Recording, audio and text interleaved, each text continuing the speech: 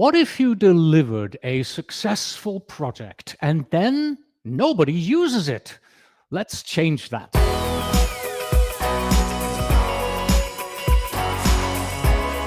Hello and welcome back to the Project Management Podcast at pm-podcast.com.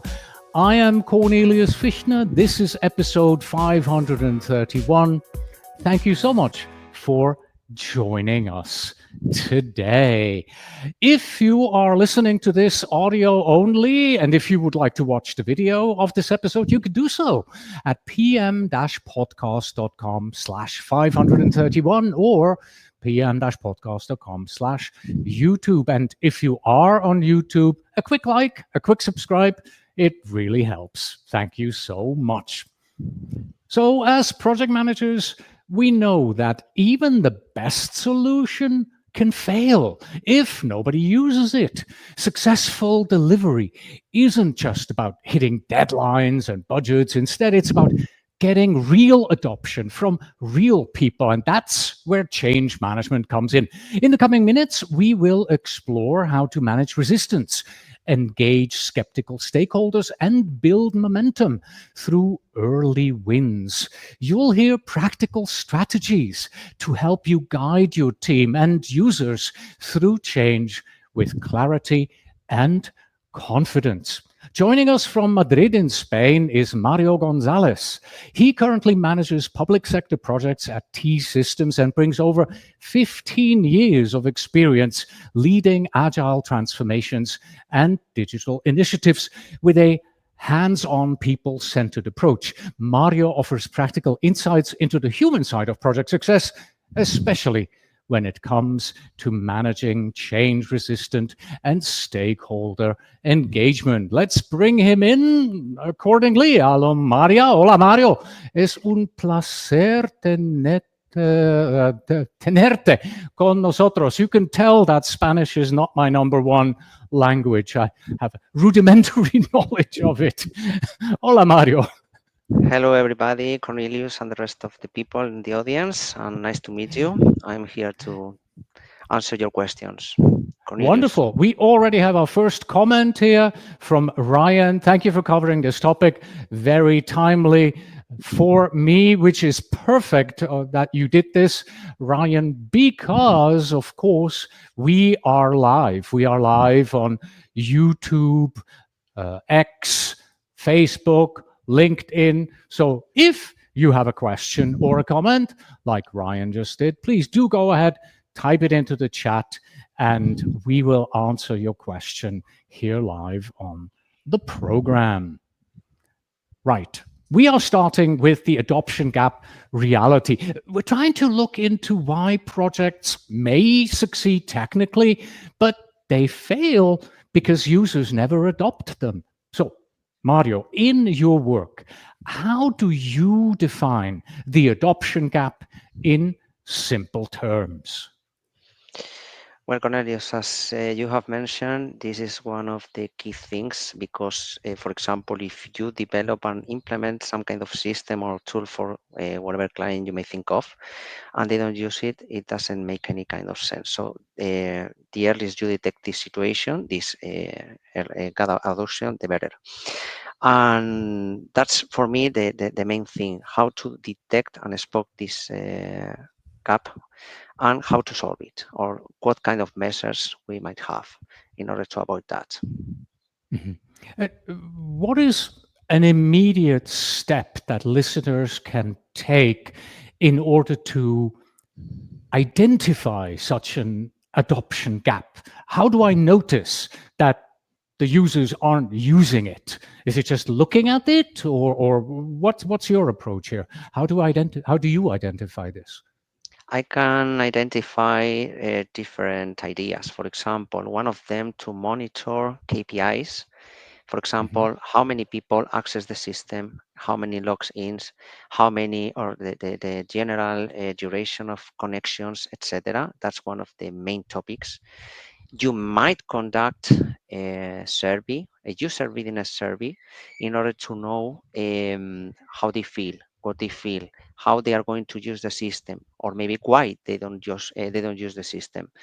The third one, kind of idea or issue is to listen to informal feedback. This is very important because when you have some kind of meeting or some training, maybe people don't say to you what they think of you or about the system or about the tool or about these topics. But if you listen to them, if you have one-to-one sessions with them, if you want to identify what they really think in in small groups, this is better because you know exactly what they think. But there are other indicators. For example, when they change their behavior, or for example, they change from being a supporter to being neutral, maybe to be against the solution. This is very typical, and you need to detect that. On the other hand, the management layer or maybe the sponsor, are they rightly engaging people in order to use the tool? Are they doing enough? Or they need to take some measures, maybe to accompany the client, maybe accompany the stakeholders? Are they doing their job or not? Training and workshops is fundamental or vital because you need to show the benefits that the solution or this tool provide to people. And if you don't sell what the tool is intended to, maybe you have a problem. And this is very important. Are you providing them with support, help the support if they have doubts, if they want to solve different issues or not? And maybe the last indicator for me, if you are developing one kind of tool or one system for different departments in one company, are they using them in the same way? Or maybe are some departments that use it and others not? Because some tools are global for one company. And maybe if some department uses more time or maybe in a better way with respect to others, what's the problem when it is intended to be global for the company? So more or less, these 7 ideas that I have mentioned are the main ideas in order to identify this kappa adoption, in my opinion. In your work, have you found, have you done a root cause analysis and maybe found a few reasons that swim to the top why many people just, don't use the solution and why we get this adoption gap? Yes, exactly. Sometimes because they don't perceive the idea of the tool or why you are developing or deploying or doing the rollout of something, they don't see the why it is beneficial for them, or maybe because nobody has explained deeply what it consists of, and that's the main reason. So you need some kind of you need to accompany them in the trip. So you need to roll out and then to be with them to explain why it's going to be better for them, why they have to change, why they have to use the tool that you are intended to deploy. But maybe this idea comes from their own company because they want to change the mindset about people. And that's the most difficult part of the job. So it's not only a matter of deploying. You have said that in the introduction very well. So it's not only a matter of developing something technically perfect, but also the change management that it implies. And it depends on the sector sometimes. Mhm. From the adoption gap reality here, we're moving on to the stakeholder radar. You mentioned three terms earlier: supporters, neutrals, and resistors. Walk us through your approach. How can you tell if somebody is a supporter, whether they're neutral, whether they are resisting the solution that we are building? How do you do this? How do you identify them? First of all, you need to know how many different stakeholders you have and the power that they have. This is very Mhm. important. So the first idea consists of identifying them, or at least the most influential of them, from different departments, from different positions, different jobs, and then you have to register that in a kind of table. So maybe these stakeholders change in the time, and you have to update this identification because they might show up and maybe disappear in some time because they have changed their position, they have changed their role or whatever reason. So you need to keep this solution updated at every moment. Mhm. And And you sometimes it's mentioned, difficult because you have a lot of them. Lot of them. yeah, you mentioned table. So in order to map them initially, is it just, in a team meeting, I put up 3 flip charts on the wall, and then we go through everybody, and we say, okay, this is a resistor, this is a supporter. Oh, I think this person is neutral, and we add them in there. Is this really it? Yeah, exactly, something like that. And you need to keep in mind that fact that they might change along time through the Uh-huh. time, and this is very important. And there are possible movements from one person being a supporter and then neutral, or maybe in the end to be against your solution, just because mm, you have not paid enough attention to them. And engagement is very important in this case, and to keep an eye on what they are doing, what they are saying, what they comment, maybe directly to you or the rest of the team, maybe this informal behavior that I have said before. So this is one of the main ideas. Mhm. And how do you know that somebody has changed from one column to the other? Is it Yeah. just, oh, I'm noticing this person is suddenly very supportive, so I need to move them from the neutral to the supportive? Or is it a formal activity? Every so often we meet as a team and we review them and we move them around, or is it both? In my case, I trust my intuition and especially Okay. body language. This is very important. And there are some facts. For example, when we are in an online meeting, for example, as we are at this moment, when somebody stops switching on the camera, that shows a lack of interest. And maybe if at the very beginning they were showing their faces and they were behaving proactively and taking part in the meeting, and after some moment or some days or some weeks they stop doing that, that's the main idea. Maybe a change in tone, because if they, especially if they move or if they drift toward being unsupportive, there is a change in tone, and their tone is harder because they are against the solution for whatever reason, and you need to know the why this is happening.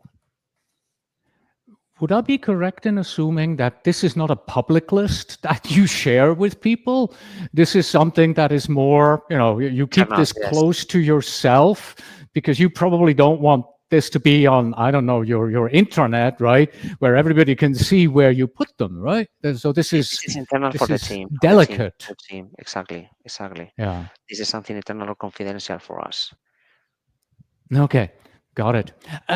So we've got the stakeholder radar going, and of course, we want to spot resistance early. Right? You said, okay, I can figure out my intuition helps me here when I have somebody not turning on their video. But in the beginning, what are some of the small signs that you look for that help you identify where somebody falls?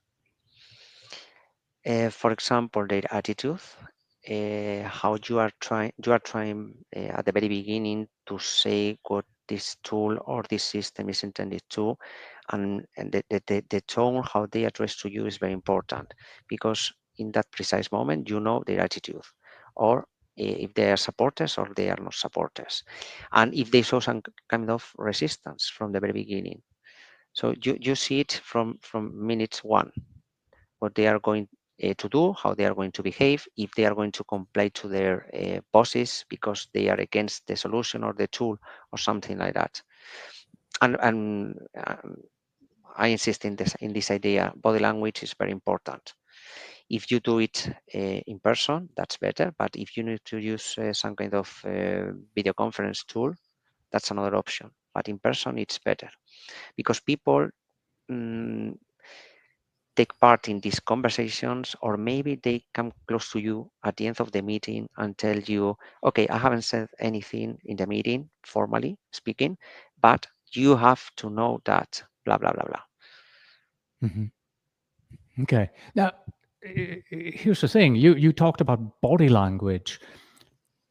What about cultural factors? You're in Spain. I'm a Swiss person living in the USA.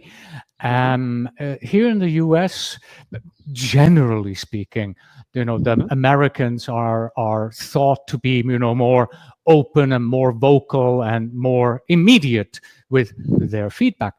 How is it for you? Do you have teams primarily in Spain? Do you have international teams? How does the culture here fit into this for you? This is another issue because cultures are very, very different from one another, not only in Spain, because as you know, we have different regions and people from one part of Spain don't behave in the same ways as others, and the same with the rest of the world. So for us, in a team, in a distributed team where you live, you are accustomed to some kind of attitudes, but people in another place are accustomed to other attitudes, and you need to know how they behave in order to engage them in the project and to know generally what they are thinking about it. So yes, this is another issue for projects, but not only for projects, for clients too. Maybe the situation for them is the same. They are distributed, and you have to address messages in some way when you deal with people closer to you, to the area where you live, and in another way with people that live in other parts of the world.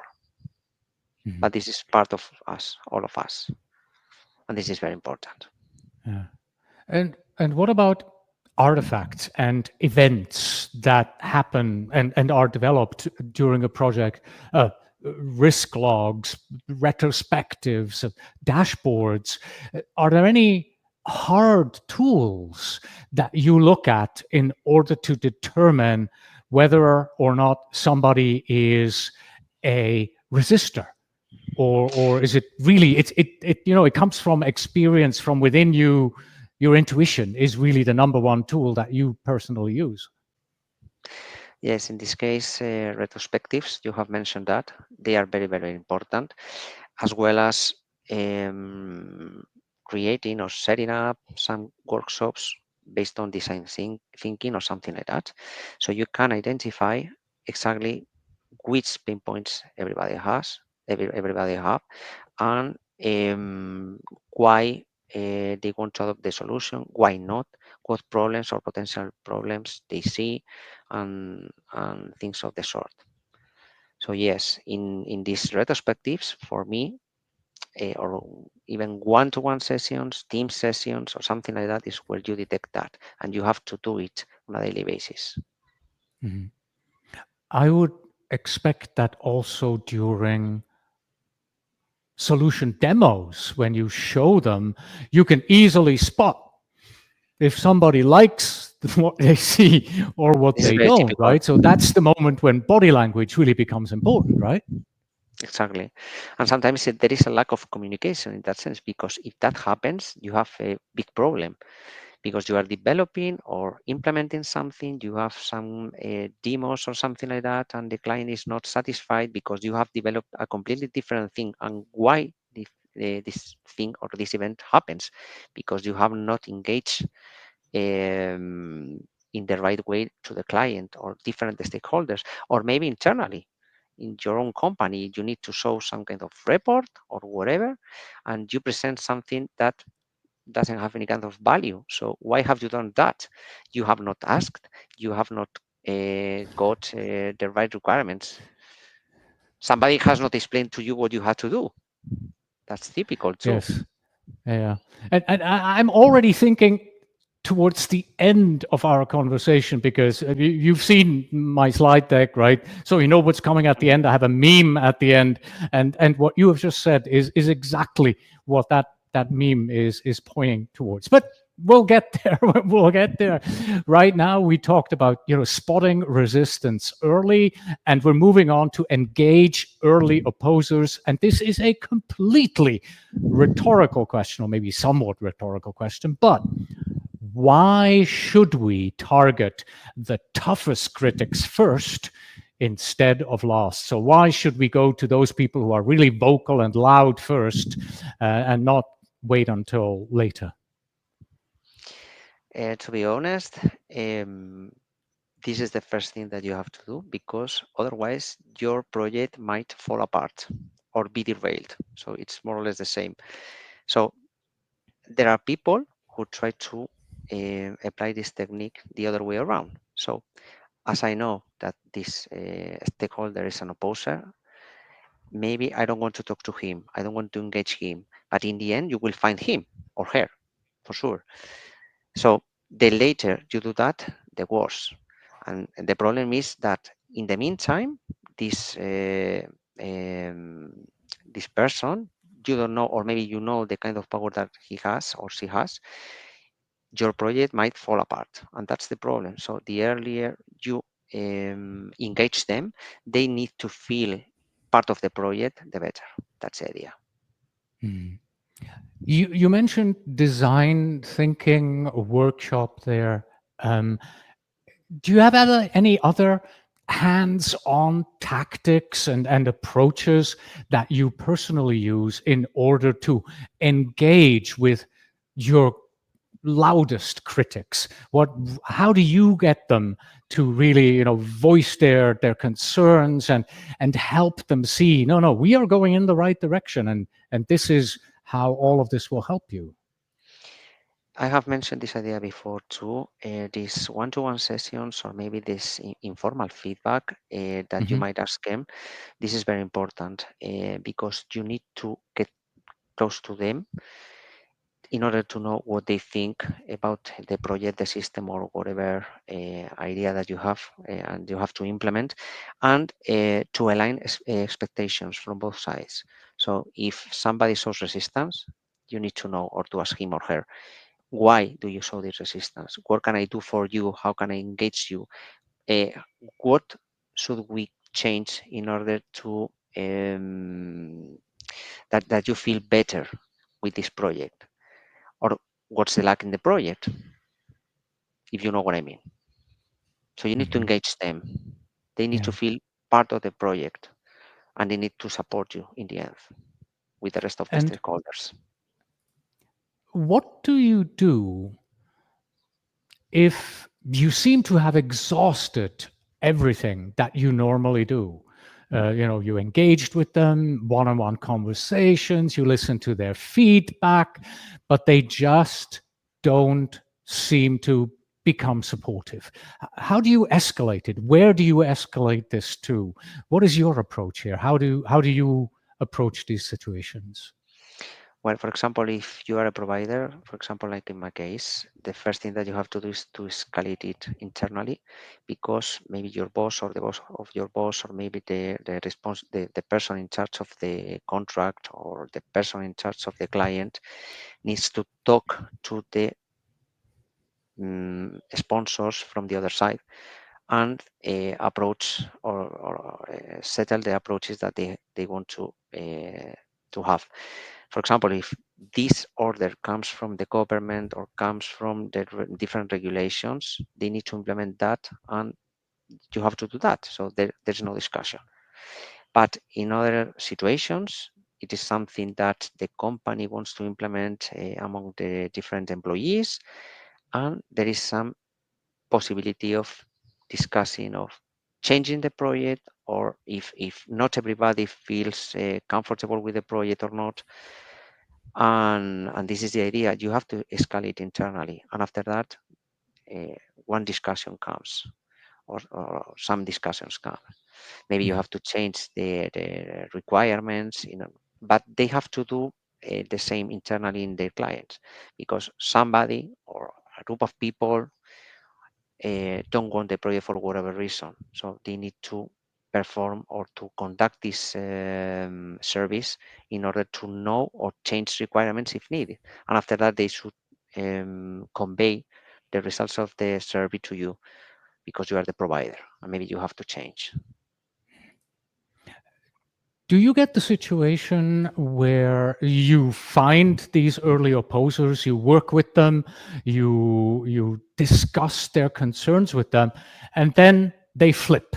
They become, from the early opposer, they go to a total supporter. What does that look like for you here? Yes, and sometimes it happens, and it is funny because from the very beginning they saw one attitude, for example, and they changed in 3 months' time. And the question is, why have they done that? Maybe the idea is that you have settled or fixed these expectations. It's possible that you know the feedback about the project, about the team, about the client, about the provider, or whatever feedback you might think of. And after that, there is a kind of alignment. And this is surprising because from the very beginning, maybe the tone was very, very hard. And in the end, he's one of your supporters. And I have seen these actions sometimes in some clients and in some projects. But you Mhm. need this approach to them. This is vital for me.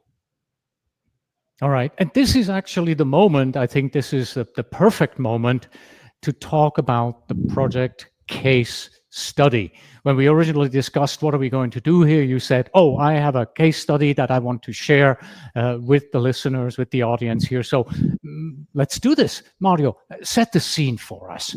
What was the project, its stakes? How did you manage the adoption and the change in all of this? Okay, I have a clear example in my mind, and in this case, the client has different regulations they need to implement in different moments of the year. They don't have the possibility of changing a lot, and sometimes they want to improve their procedures. And this is very important too because they want to save time, or maybe they want to perform automation and so on. In this case, it was a DevOps project, and they were not accustomed to these projects. Why? Because um, they were using the old school. And for example, when you go there, you tell them about the DevOps philosophy. It is directly related to agile methodologies. For them, it was a very revolutionary change. And the teams that were working there, they were developing and deploying solutions, the old school for sure, were not ready for that change. And these people, these developers, belong to our own company. So we were trying to change the mindset of the client with people working for us in the client. And this was far more difficult because we had this these people who didn't believe in the project, didn't support us. They thought that we were trying to provoke problems internally with this philosophy and so on. So this was very difficult because we had the enemy in our house. In our house, that's part of the problem. Okay. At the very beginning, we prepare one proposal for the client with the main idea of the project, and we spotted the first person in the client that didn't want to know anything about the project, especially in the testing part. And the person who was in charge of explaining that had to shut up because the other person didn't let her to continue with the presentation. So we needed to skip that part and go 10 slides later in order to continue with the presentation. So something like that from the very beginning, the first contact with the client was very embarrassing, to say the least, for us. That's one of the examples. But in the end, it was a matter of trust. They didn't trust us. They didn't know how we were working, the kind of projects that we were accustomed to rolling out. And after 3 or 4 or 5 years, that trust was fixed and everything was easier. Because, for example, Cornelius, they didn't want to listen the word cloud, everything on premise. So cloud was a forbidden word for them because of the regulations. But in the end, they have um, they haven't fall behind others, and they are trying to move little by little to these kind of concepts. But you have resistance from minute one, and this Mhm. happens a lot of times. Right. I understood the opening. Then you skipped 5 years Yes. And and, what happened in the middle? and What happened in the middle? everything works now, right? So I think that the important bit is that 1 to 2 months, maybe 3 months there at the beginning, right? You Yes. are at the client, it's clear they don't want you. What did you do? How did you get the conversation started? What was it at that point? Did you Was it just constant communication? Was it presentations? Was it talking to the sponsors? What did you do there at that crucial moment when you realized, oh my God, they don't want us, but we have to Yeah, do this? exactly. How did you approach it?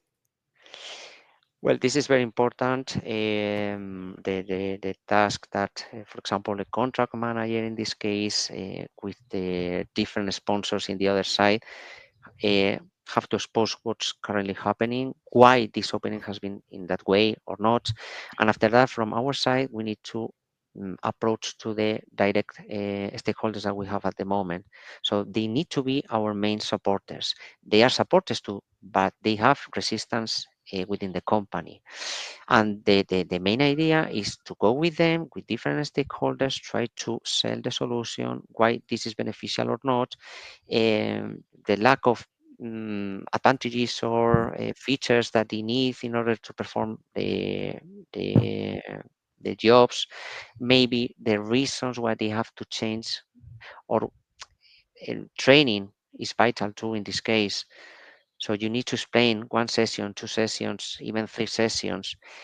When they write to you, when they text you, this is not working. What can I do? Maybe there are a lot of possibilities. The first one is, I have said to you this thing 5 times, and you are asking me again the same. Yes, that's one possible option. But if you do that, you are generating this resistance. So the main idea is to be with them, try to solve their problems, try to show yourself supportive, try to understand what they have, the problems that they have, how can I help you, and something like that. So there is a lot of effort in trainings, in approaches, in meetings, internal meetings with the client for sure. At least your direct supporters, your sponsors. Mhm. Okay. And this in the middle, 5 times time, Cornelius. Yeah, it takes time, obviously. Right. So that's your project case story, your success story. And I think where we're going next is probably one of the most important places we need to go. And that is the change leader skills. Because it's easy to talk about, oh, you have to do this, you have to do that. In your opinion, what are the core skills that really separate an effective change leader from somebody who is just a technical project manager, shall we say here? In this case, for me, it's very important what soft skills mean. I mean, empathy, patience, active listening, proactivity. That's what we call a coach or something like that. Because if you don't have that skills, the project might fall apart, as I have said before. And not everything, or not everyone has or possess these abilities. And yes, you have mentioned that, for example, technical project leaders don't have these qualities, and that's real, because sometimes clients prefer technical project leaders because they know about technology, they understand perfectly the reasons. But in this case, you don't need that, because if you don't have those abilities, that's a failure for sure. And I have had a lot of conversations with clients with respect to this, because they wanted a technical project leader, but you have that.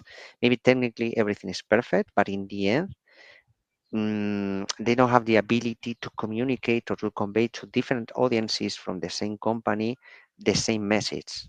And that's another topic. Yes, but in a nutshell, what you need is soft skills. Try to understand the client, accompany him or her, or a lot of stakeholders, and try to do your best. That's the main idea. Mhm. How Sometimes do I build? even Yeah, go ahead. they don't know what they want. That's Oh, the very typical clients. too. Exactly. Maybe Yeah. they give you some general requirements, but that change in time, but they don't know what they want. And this is very important too. So you need to help them find what they really want. And it takes some time, 2 months, 2 weeks, or even 2 years if needed, depending on the client. And that's Mhm. part of the problem too. So these skills that I need to be still a good technical project leader, but also have the soft skills that bring me more into the change leader area of managing the project. How did you acquire them? What did you do personally? Do you have any recommendations from your own experience uh, for our listeners here? This is how I strengthened my listening skills. This is how I strengthened my conversational skills with the client. What did you do that our audience can take from you and learn from you? First of all, to stay calm. So everything has solution, Yes. but this is very important. And you need to understand that you are trying to build something for someone else, and you need to adapt to them. And adoption, this mindset is very important. It has to do with agility too, because in agile we're accustomed to changing things on a daily basis or in a minute basis if needed. And that's very difficult for some people because they don't want to change, they don't have these skills, and this is part of your personal traits. Sometimes I think that it's very difficult to acquire them with time. Some people might have it because of experience, because of the age, but if you don't have them, I guess that it is very difficult to have them in the long run. In the long run, yes, All this is right. my Thank you very much.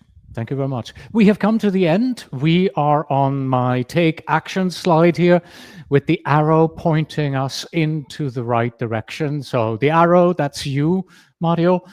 Um, please point our audience into the right direction. Share maybe two ideas with us. What can we do to embrace what you have suggested and move forward?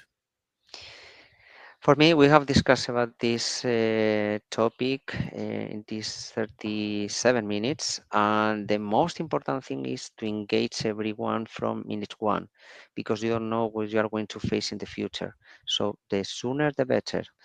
And the second one is the sentence that I have said in the last minute is to stay calm. You need patience. You need to understand what the other wants, and this is a service mentality. So you serve the others depending on the role that you have, but you have to serve them to build something for them. You need to get paid in the end. That's the idea. So these are my main ideas. Identify all stakeholders from the very beginning and keep calm. All right. Thank you very much. Before we part ways and say our goodbyes, we just had a comment come in. Not a question, just a comment from Jean Burgos. Mario, it's funny you mentioned the customer doesn't know what they want. Meeting requirements on paper and delivering on the need may not scratch the itch. And this is something that all of us have seen so many times. You work with a customer, that the requirements are down, and then you realize, you know what, this is probably not exactly what they want and need because nobody is supporting what we are doing here. Is that about it? Exactly. In Yeah. this case, this is very typical. Or maybe they have written that in the paper, but maybe they didn't want to write that, or maybe they have changed their mind along the time. Maybe they deny what they have said to you. If it is written, they can deny it, but if it is oral, they say that. So you need to keep track of different meetings with minutes and so on, in order to know what they have said in the past. Wonderful. Mario, thank you so much for joining us today and showing us the importance of staying calm. Much appreciated. Thank you very much, Cornelius, and the rest of the audience. All right, everybody. Thank you so much for being here. As always, please do visit pm-podcast.com/531 for show notes, transcripts, and our email address is info@pm-podcast.com. You will be able to claim PDUs in the Power Skills area. Looks like about half a PDU that you can get.